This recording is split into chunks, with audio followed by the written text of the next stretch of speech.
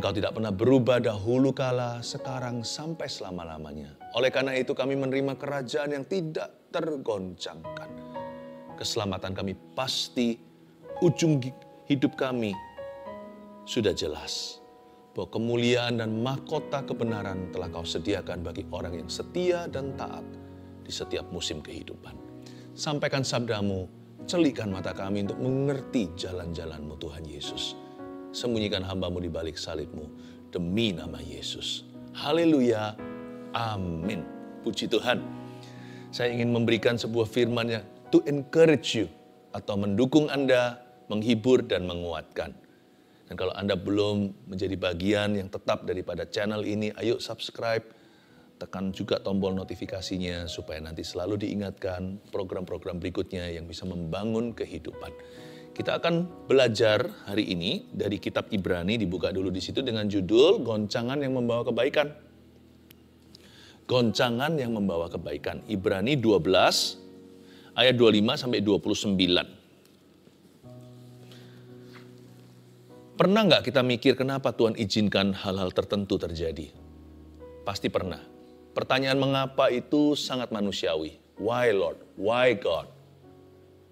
Ketika kita melihat amoralitas atau kejatuhan manusia, kebobrokan serta kejahatan, kita bisa bertanya seperti Nabi Perjanjian Lama, mengapa Kau izinkan? Atau kita sendiri mengalami semacam ketidakadilan. Apapun itu yang terjadi di luar kita, itu bisa menggoncangkan iman. Bahkan bisa membuat kita jadi orang yang kebingungan. Tapi sudah, jangan bingung lagi, dalam Kristus ada jawaban. Tahukah Anda dan bahwa di balik setiap goncangan kehidupan itu ada maksud Tuhan? Dan karena kita punya Allah yang baik, maksud Tuhan itu selalu mulia. Di dalam Dia tidak ada pertukaran bayangan. Tuhan tidak pernah memikirkan kejahatan. He has no ill intention whatsoever in your life. Dia tidak punya maksud busuk di dalam hatimu, di dalam dirimu, di dalam hidupmu. Tidak ada sama sekali. Rancangannya bukan rancangan celaka, tapi kehendaknya itu selalu baik, memberi kita masa depan penuh pengharapan. Ayat 25, saya bacakan dulu sampai ayat 29. Jagalah supaya kamu jangan menolak Dia yang berfirman. Sebab jikalau mereka yang menolak Dia yang menyampaikan firman Allah di bumi tidak luput, apalagi kita, jika kita berpaling dari Dia yang berbicara dari sorga. Waktu itu suaranya menggoncangkan bumi. Tetapi sekarang, Ia memberikan janji, satu kali lagi aku akan menggoncangkan bukan hanya bumi saja, melainkan langit juga. Ungkapan satu kali lagi menunjuk kepada perubahan pada apa yang dapat digoncangkan. Karena Ia dijadikan supaya tinggal tetap apa yang tidak tergoncangkan. Jadi, karena kita menerima kerajaan yang tidak tergoncangkan, marilah kita mengucap syukur dan beribadah kepada Allah menurut cara yang berkenan kepadanya dengan hormat dan takut.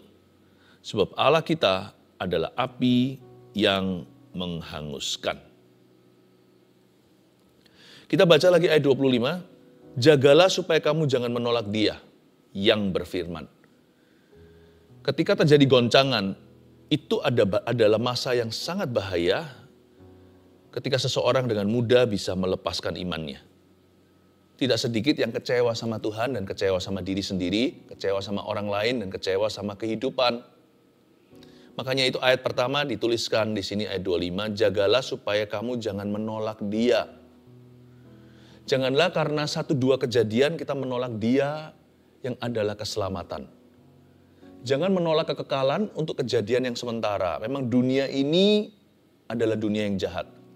Di dalam dunia ini banyak kegelapan, banyak ketidakadilan, banyak perkara-perkara yang kita tidak mengerti kenapa terjadi. Kalau kita cari tahu selalu jawaban dari pertanyaan mengapa, kita kan berakhir menjadi orang yang kepahitan. Kenapa perkara-perkara buruk terjadi pada orang-orang baik atau sebaliknya, kok orang-orang jahat baik-baik saja sih? Segala sesuatu bisa jadi goncangan. Goncangan itu terjadi di dalam jiwa kita karena kelemahan iman. Nggak perlu kita ditimpa apa-apa. Kita melihat aja, menyaksikan sebagai spectator atau penonton dalam hidup orang lain aja, kita sendiri bisa kecewa loh sama kehidupan. Apalagi kalau kita sendiri mengalaminya. Makanya ayat 25 dengan tegas berkata, apapun terjadi di hidupmu ya, jagalah supaya kamu jangan menolak dia. Saya nggak tahu gimana ada waktunya iman itu bukan melihat. Memang sih iman tidak pernah melihat. Tetapi ada waktu-waktu tertentu kita harus memang dengan sengaja percaya pada Tuhan tanpa melihat apa-apa, sekalipun realita beda. Saya percaya apapun yang terjadi, Tuhan Yesus tidak pernah berubah. Saya percaya Tuhan itu baik, sekalipun jikalau saya melihat realita di sekeliling saya itu seolah-olah terjadi di luar kendali. Saya tidak akan menghakimi Tuhan yang Maha Tahu, karena dalam kedaulatannya, Dia mengerti segala sesuatu, saya tidak. Jagalah supaya kamu jangan menolak. Jangan menolak Dia yang berfirman. Sebab jikalau mereka yang menolak Dia yang menyampaikan firman Allah di bumi, ini menunjuk kepada Musa waktu mereka menolak apa yang Musa katakan mewakili Tuhan. Mereka aja nggak luput, tidak luput, apalagi kita jika kita berpaling dari Dia yang berbicara dari sorga. Setiap goncangan kehidupan itu saya anggap seperti Tuhan berbicara dari sorga kepada bumi. Ya. Tuhan berbicara kepada kita dari langit. Pandemi yang terjadi, lalu ada keluarga tertentu yang ditimpa malapetaka, ada bencana alam, ada keterpurukan atau goncangan ekonomi. Setiap kita itu di hidup ini mengalami banyak pencobaan. Yesus sudah peringatkan, di dalam dunia kamu akan selalu diuji. Tapi kuatkan hati, aku telah mengalahkan dunia. Turn your eyes upon Jesus. Arahkan mata dan pandangan kita pada Yesus. Lihat Dia ketika segala sesuatu yang lain tidak bisa dipandangi lagi. Janganlah kita itu tentukan doktrin hidup. Itu berdasarkan pengalaman kita. Atau jangan sampai kita itu menentukan Tuhan itu seperti apa sesuai dengan keadaan kita hari ini. Karena musim hidup ini silih berganti, sedangkan Allah tidak pernah berubah, Alfa dan Omega. Pegang karakternya, pegang firman-Nya, pegang janjinya. Meskipun kita belum bisa mengalami janji itu sekarang, belum digenapi maksudnya, tetaplah percaya. Sebab iman itu bukan melihat, iman itu mendengar. Mendengar Dia yang berbicara dari sorga kepada kita. Jangan lihat guncangannya, dengarkan maksud Allah di baliknya. Mengapa guncangan ini Tuhan izinkan? Kita mungkin gak punya jawaban yang memuaskan. Tapi kalau kita punya telinga yang dengar-dengaran dengan sorga, ketika goncangan terjadi, kita bisa benefit dari itu. Kita bisa terus bertumbuh secara rohani, kita tidak akan stagnan secara iman, kita tidak akan kecewa sama Tuhan, apalagi menolak Dia yang berfirman. Jangan tinggalkan Tuhan, karena perkara-perkara di dalam hidup yang sementara. Dengarkan Dia yang berbicara dari sorga, mengerti dan tangkap maksud hatinya. Bahwa Allah itu baik, selalu baik, forever baik. Dia nggak pernah punya maksud yang jahat atau busuk atau buruk dalam kehidupan kita. Waktu itu suaranya menggoncangkan bumi, ayat 26, tetapi sekarang Ia memberikan janji. Satu kali lagi aku akan menggoncangkan bukan hanya bumi saja, melainkan langit juga. Jadi memang Tuhan sudah peringatkan, janji di sini bukan janji yang enak-enak. Tuhan berjanji akan menggoncangkan langit, bukan hanya bumi saja. Berarti memang di dalam hidup ini kita akan selalu melihat gonjang-ganjing dunia. Belum lagi gonjang-ganjing kita sendiri. Sudahlah, terimalah sebagai realita dan fakta. Hidup ini sementara sebelum kita nanti suatu hari yang sudah percaya ini masuk ke rumah Bapa. Siapkan mentalmu, mentalitas yang kuat untuk menghadapi apapun yang akan menghadang di depan. Tapi miliki iman bahwa Tuhan sudah ada di masa depanmu dan Tuhan akan menyertaimu. Jangan pikiran negatif juga, nggak perlu. Just be ready for anything. Have peace in Jesus. Siaplah untuk apapun juga. Dan miliki iman. Taruh iman pada Tuhan. Oh, Tuhan beserta. Aku tidak akan kekurangan apa-apa. Oh, Tuhan beserta, tidak ada rahasia bagiku. Baik itu kelimpahan atau kekurangan. Aku dapat melakukan segala perkara atau menanggung segala sesuatu dalam Dia yang memberiku kekuatan. Hati kita itu tetap positif. Ya. Tapi bukan diisi dengan pengharapan palsu.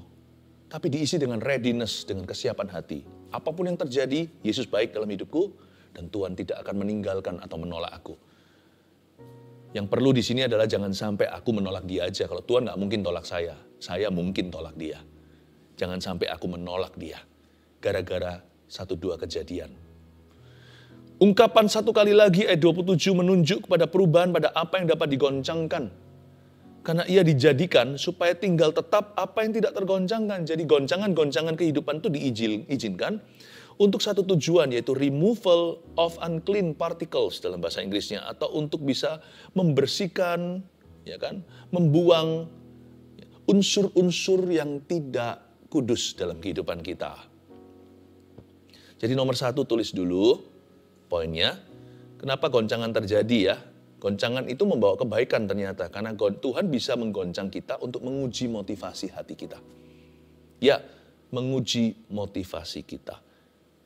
Supaya tinggal tetap apa yang tidak tergoncangkan ayat 27, kadang-kadang dibutuhkan sebuah goncangan dalam kehidupan untuk membuat kita jadi sadar dan jelas motivasi kita ternyata belum tepat di hadapan Tuhan. Tuhan bisa izinkan sesuatu terjadi secara ekonomi, agar kita tidak lagi menjadikan mamon dewa kita. Supaya kita bisa mengalami perombakan prioritas kehidupan. Kalau dulu isinya hanya uang, sekarang hal-hal lain jadi sama berharga, bahkan lebih berharga. Ketika kita jatuh secara ekonomi, kita melihat Tuhan utus kawan-kawan sejati. Kita menemukan sukacita lain yang non-materi. Tapi jangan sampai jatuh, nggak perlu begitu. Tuhan nggak pernah memberikan kita penyakit untuk ngajari kita sesuatu. Tapi setiap goncangan yang kita hadapi, baik itu fisik, emosi, atau secara spiritual, itu Tuhan izinkan supaya tinggal tetap apa yang tidak tergoncangkan. Jadi removal of unclean particles atau untuk membuang, untuk memurnikan emas itu dari tembaga, dari tanah, maka dia dibakar. Seperti orang kalau mau shifting itu, kalau orang mau yang beras dan sebagainya, supaya kotoran-kotorannya semua tersaring keluar. Ya, itulah sebabnya Tuhan izinkan goncangan. Untuk menguji motivasi manusia. Untuk membuang semua unsur-unsur yang salah. Motivasi yang kurang bersih, kelihatannya sangat mulia. Wow, orang itu rendah hati. Ternyata tanpa disadari, masih banyak hal dalam hidupnya adalah kedagingan. Itu tipis sekali batasnya. Kita nggak ngerti apakah itu memuliakan Tuhan atau dia meninggikan diri di atas Tugu Monas. Atau dia itu merendah di atas pegunungan. Kita nggak tahu. Sampai terjadi goncangan tertentu, kita jadi mengerti Tuhan, I'm sorry. I've been proud. I've been arrogant. Selama ini aku menyombongkan hati. Saya nggak akan sebutkan seperti apa goncangan-goncangan itu. Itu adalah tugas Anda untuk merenungkan. Goncangan apa sih yang selama ini Tuhan izinkan malah menguji motivasi kita? Bersyukurlah. Jangan marah. Karena ini nilainya kekal. Apapun juga di dunia ini sementara. Jadi kalau motivasi kita itu bersih, itu besar pahala di sorga. Jadi Tuhan itu bukan hanya tertarik pada hasil akhirnya. Cara kita ke sana pun diperhitungkan. Jadi the ends cannot justify all the means dalam bahasa Inggrisnya. Akhir sesuatu tidak bisa menghalalkan semua cara. Tuhan gak mau motivasi kita salah. Gak sedikit loh, bahkan Paulus pun menuliskan dalam suratnya, orang memberitakan Injil dengan maksud palsu juga ada. Tapi juga ada orang yang mengabarkan Injil karena kasih. Di luar sana ada uang palsu, bukan berarti tidak ada uang asli. Ya. Hati orang yang trauma kan selalu pukul rata. Semua orang pokoknya memberitakan Injil pasti untuk maksud tersembunyi. Itu orang yang pernah dikecewakan biasanya. Tapi belum pernah diselesaikan di dalam hatinya. Tapi itu juga peringatan buat kita. Sekalipun kita melakukan sesuatu yang betul, sesuatu yang bagus, sesuatu yang benar, motivasi kita bisa salah loh. Kita bisa memanfaatkan nama Tuhan, menggunakan namanya dengan sembarangan. Itu juga pelanggaran firman. Meskipun kita melakukannya dengan mulus tanpa diketahui orang. Tapi karena Tuhan cinta hambanya, Tuhan cinta Anda dan saya, Tuhan goncangkan kita dari waktu ke waktu untuk memurnikan kita. Untuk menguji motivasi kita supaya tinggal tetap apa yang tidak tergoncangkan. So God may shake us in order to purify our motives. Tuhan bisa menggoncangkan anak-anaknya, putra-putrinya, hamba-hambanya untuk memurnikan mereka. Nomor satu tadi ya, jadi goncangan ternyata adalah testing. Testing seperti orang yang uji mikrofon. To test us. Nah, Anda bisa bertanya, kalau memang untuk menguji kita, kenapa sih? Kenapa Tuhan lakukan itu? Kan Tuhan Maha tahu. Kan gak perlu menguji kita sama sekali, kan Tuhan bisa baca pikiran orang. Ya ngerti, Tuhan bisa, kita kan gak bisa. Tuhan tahu. Tapi Tuhan goncang uji itu bukan supaya kita jatuh, supaya kita sadar. Makanya itu doa pemazmur ini saling melengkapi. Tuhan ujilah aku, cobalah aku, apakah aku itu lurus di hadapanmu. Kalau ada jalanku yang bengkok, Tuhan beritahu. Engkau tahu pikiranku ketika aku dari jauh. Ketika aku duduk, ketika aku berbaring, Engkau sudah tahu setiap perkataan mulutku sebelum keluar dari mulut saya. Engkau tahu pikiranku. Ujilah aku, tuntunlah aku di jalan yang lurus, jalan kekekalan. Kira-kira begitu dalam bahasa sehari-harinya. Kalau Tuhan menguji kita itu, kesannya seperti Tuhan itu mau cari tahu ya, bukan. Tuhan itu mau memberitahu. Nggak apa-apa, itu juga bagian dari didikan. Anak mana sih yang nggak disesah sama papanya untuk kebaikan?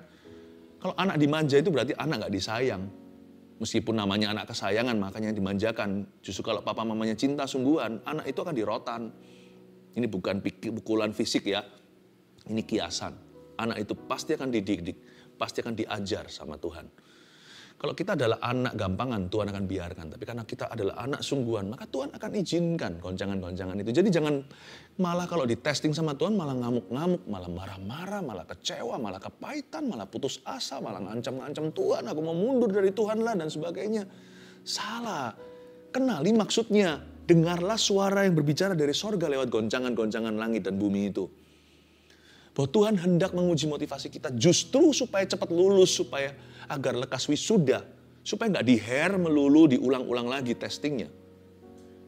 Maka cepatlah meresponi dengan benar.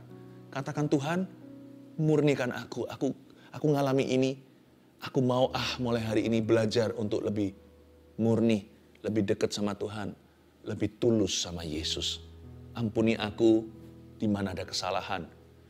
Ajari aku Tuhan untuk menjadi lebih baik lagi, untuk lebih mengerti dan lebih mengenal Tuhan. Wow, lekas Anda akan keluar dari lembah kekelaman. Goncangan itu bagus, sakit waktu kita alami, saya pun mengalaminya. But it is to test us, for us, not for him, but for us to know. Menguji hati kita sendiri agar kita mengerti hati kita. Bukan karena Tuhan mau cari tahu, karena Tuhan sudah tahu. Ayat 28, jadi karena kita menerima kerajaan yang tidak tergoncangkan, marilah kita mengucap syukur dan beribadah kepada Allah menurut cara yang berkenan kepadanya dengan hormat dan takut. Wah, luar biasa. Jadi karena kita menerima kerajaan yang tidak tergoncangkan, kerajaan yang tidak tergoncangkan, kerajaan yang tidak tergoncangkan. Apa itu? Itu yang disebut prinsip yang kekal. Itu yang disebut kebenaran yang mutlak atau yang absah. Karena kita menerima kerajaan yang tidak tergoncangkan bukan hanya suatu hari kita masuk ke sorga, tapi sekarang sorga masuk ke kita. Sebelum kita nanti suatu hari masuk sorga beneran, sekarang kita bisa alami heaven in my heart. Tuhan mau agar apa yang Tuhan taruh di hidup kita itu bukan sesuatu yang gampang goyang. Tapi sesuatu yang sifatnya permanen. Whatever God gives, He wants to give it permanently. Apapun yang Tuhan berikan, it is supposedly permanently given. Itu harusnya secara permanen diberikan. Tuhan mau bahkan berkat yang kita terima itu bisa turun-temurun atau diturunkan. Itu namanya berkat anak cucu. Tuhan nggak mau prinsip kerajaan Allah itu hilang dari kita. Tuhan mau jadikan kita a man of principles. Atau menjadi manusia berprinsip kebenaran. Itulah kerajaan yang tidak tergoncangkan. Mari kita mengucap syukur. Tuhan suruh kita bersyukur kalau digoncang. Dan beribadah kepada Allah. Cara ibadah kepada Allah itu menurut cara yang berkenan dengannya. Jangan kita merasa kita sudah beribadah dengan Allah. Beribadah kepada Allah dengan cara marah-marah dan dengan cara yang salah. Beribadah kepada Tuhan itu caranya gini. Dengan hormat dan dengan takut. Dengan takut dan hormat ini bahasa Inggrisnya happy reverence. Ya, artinya takut tapi bukan ketakutan. Hormat tapi bukan paksaan. Hormat dan takut ini secara sukacita. Dengan senang hati, dengan gembira. Misalkan kalau ada orang terima kasih sesuatu pada kita. Oh iya, nggak apa-apa Bu. Sama-sama dengan senang hati. Ya, kalau saya melakukan sesuatu dengan gembira untuk orang tertentu, orang itu terima kasih sama saya akan berkata sama-sama, karena itu bahasa sopannya. Tapi saya lanjutkan dengan senang hati kok Bu. Dengan senang hati. Kalau kita melakukan sesuatu secara sukarela tidak dibayar juga, kita bisa berkata dengan senang hati, nggak dibayar pun aku mau terus melakukan ini. Seperti seorang ibu yang menjaga anaknya. Sama Tuhan juga sama, nggak usah dibayar apa-apa, nggak usah dikasih iming-iming berkat dan sebagainya. Orang yang beribadah kepada Tuhan, beribadah dengan cara yang berkenan kepadanya, mereka selalu melakukan dengan happy reverence. Dengan senang hati aku takut akan Tuhan, dengan senang hati aku menghormati namanya. Dan ini semua sampai kepada titik demikian itu biasanya diizinkan terjadi goncangan loh. Bukan hanya memotivasi kita, memurnikan motivasi kita. Tapi poin kedua, goncangan itu Tuhan kadang-kadang izinkan untuk mengubah cara hidup kita.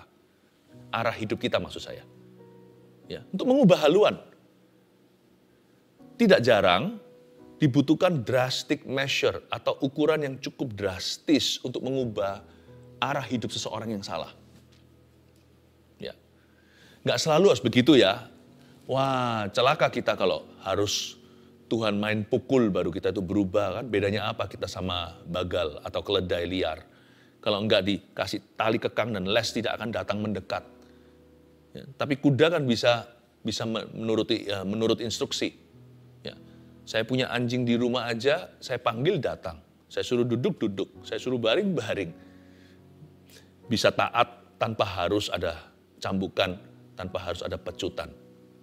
Saya percaya kita jangan sampai berubah hanya jikalau Tuhan marah. Harusnya kasih Tuhan cukup motivasi hidup kita. Cukup motivasi untuk kita berubah. Tetapi Tuhan izinkan goncangan tertentu untuk mengubah arah dunia ini. Mengubah arah hidup seseorang. Drastic measure sometimes is inevitable. Kadang-kadang takaran yang dosis yang tinggi atau ukuran yang drastis dikenakan, diizinkan sama Tuhan dan itu tidak bisa dielakkan atau tidak bisa dihindari. Satu-satunya jalan dalam kehidupan orang itu harus terjadi goncangan baru dia berubah haluan. Mengubah arah hidup seseorang agar dia belajar beribadah kepada Allah menurut cara yang berkenan, yaitu dengan hormat dan dengan takut juga. Supaya orang itu berakhir bukan jatuh atau runtuh, malahan supaya dia memperoleh kerajaan yang tidak teruntuhkan atau tidak terjatuhkan atau tidak tergoncangkan. Tujuan Tuhan itu selalu mulia. Ingat apa yang saya katakan tadi. Tuhan itu tidak punya maksud busuk. Tuhan itu ingin supaya kita itu mantap dan mantap betul. Tuhan ingin kita itu berdiri on solid rock. Atau berdiri di atas batu karang yang teguh. Dan apabila kita jatuh pun tidak akan tergeletak sebab Tuhan menopang tangannya. Saya selalu punya kata-kata begini sama teman-teman saya. You know, when Jesus is my solid rock. Ya, waktu saya jatuh ke bawah, tangan yang teguh itu akan menopang saya. Kalau dia adalah fondasiku, the lowest I can get, the lowest titik terendahku itu gunung batu. Wah, jikalau Yesus adalah gunung batuku, titik terendahku karena dia adalah fondasi, aku berdiri di atas batu karang itu. Titik terendah saya itu tetap adalah batu karang yang teguh. Makanya orang yang sungguh-sungguh dengan Tuhan itu nggak bisa jatuh. Dia nggak bisa runtuh. Karena dia punya kerajaan tak tergoyangkan. Mati pun keuntungan. Coba lihat sejarah martir-martir orang yang mati dalam kebenaran. Ya, janganlah kita ketakutanlah, itu mulia, itu adalah pahala. Jangan kita GR, aku takut menderita untuk Tuhan. Itu pilihan, darahmu, darahku tidak cukup suci untuk dikorbankan. Kita ini minimalisnya sorga, paling-paling hanya disuruh hidup bagi Tuhan. Sedangkan martir-martir itu, dia dipanggil untuk hidup bagi Tuhan dan mati untuk Tuhan. Kalau kita hidup untuk Tuhan aja kita ragu-ragu dan bimbang, kan kita malu sama mereka yang mati untuk imannya. Mati bagi Tuhan Yesus. Tuhan mau kita berubah arah hidup kita yang salah. Dari arah hidup yang sia-sia, Tuhan ubah haluan kita lewat goncangan. Agar supaya kita itu berjalan menuju kekekalan.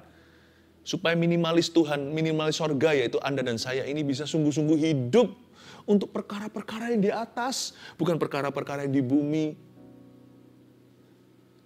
Supaya kita itu bisa hidup untuk sesuatu yang kekal, bukan untuk diri sendiri. Tuhan mengubah arah hidup kita supaya kita itu beribadah kepadanya menurut cara yang berkenan, yaitu dengan sukacita atau dengan gembira, dengan senang hati, yaitu dengan hormat dan takut akan Tuhan. Supaya kita menerima kerajaan yang tidak tergoncangkan. Itu kan eternity, itu memperoleh kekekalan, hidup kekal.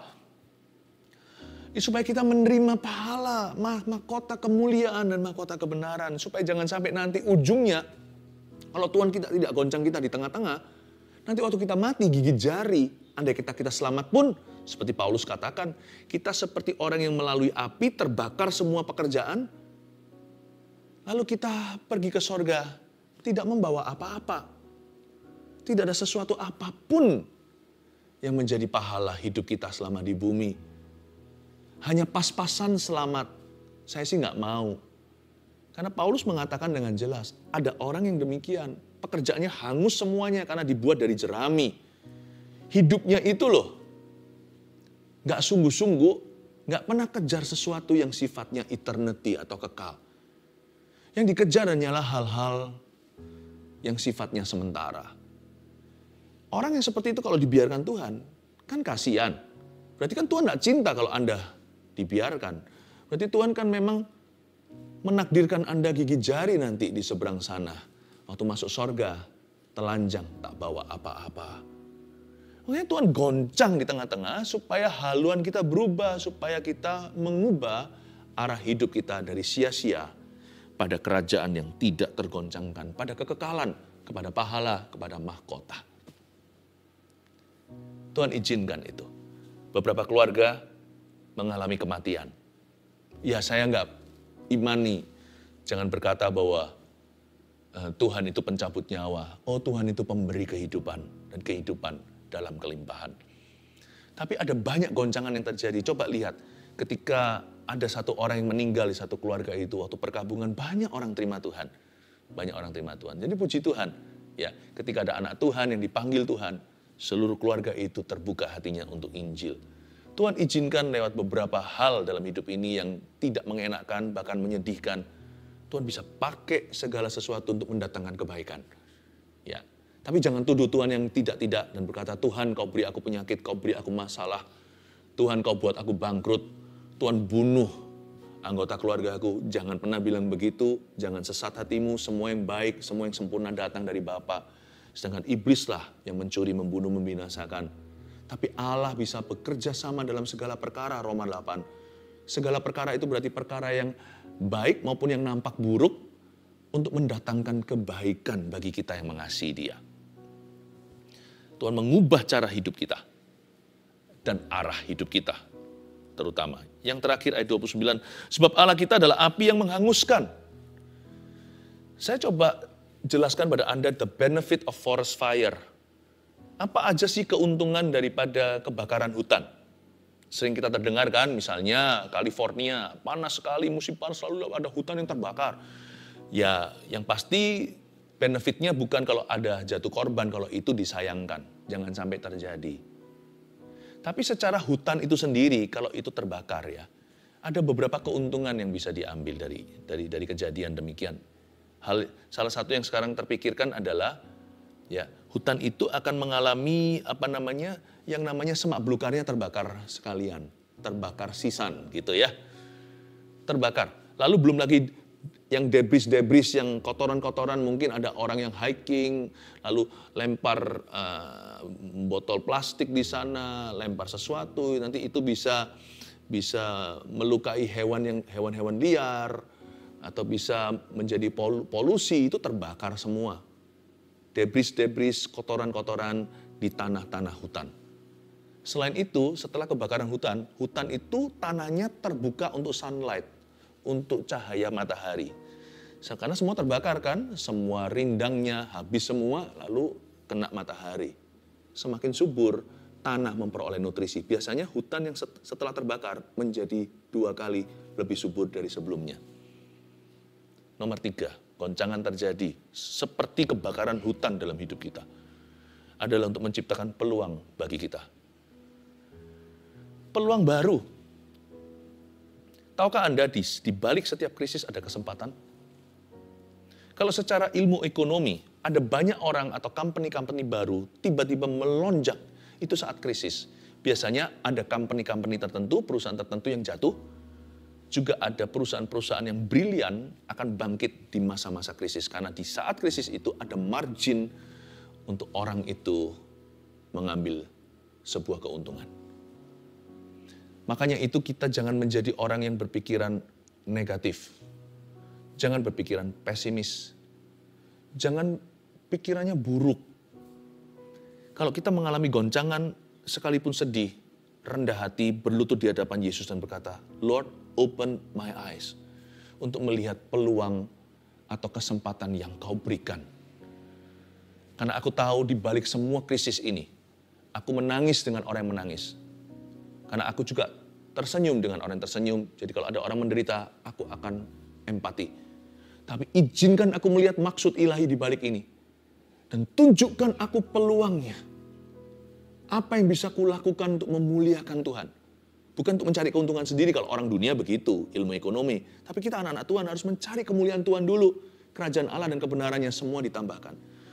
Tuhan, aku berdoa supaya kesempatan yang kau berikan ini, aku akan kelola sebaiknya. Mungkin beberapa orang, justru di masa-masa susah itu, bisnisnya akan jadi berkat buat orang lain. Orang lain semuanya tutup buku, semua gulung tikar. Tuhan memberi Anda ide yang baru, malah Anda menciptakan lowongan pekerjaan. Luar biasa. Gereja juga bisa, tidak harus ikut terpuruk keadaan. Kita justru bisa melakukan pelayanan dengan cara yang lebih kreatif. Lalu setiap keluarga juga sama. Bukannya malah mereka itu jadi gegeran, malah semakin erat. Dulunya sendiri-sendiri, sekarang mesbah bersama dalam keluarga mencari wajah Tuhan. Dalam setiap aspek kehidupan kita, kalau kita mengerti goncangan itu dalam untuk menciptakan peluang bagi orang-orang benar, mata Anda akan tertuju pada donat dan bukan lubangnya. Anda tidak akan melihat krisis, tapi kesempatan di balik itu. Nomor 1, menguji motivasi kita. Itulah maksud Allah di balik setiap goncangan. 2, mengubah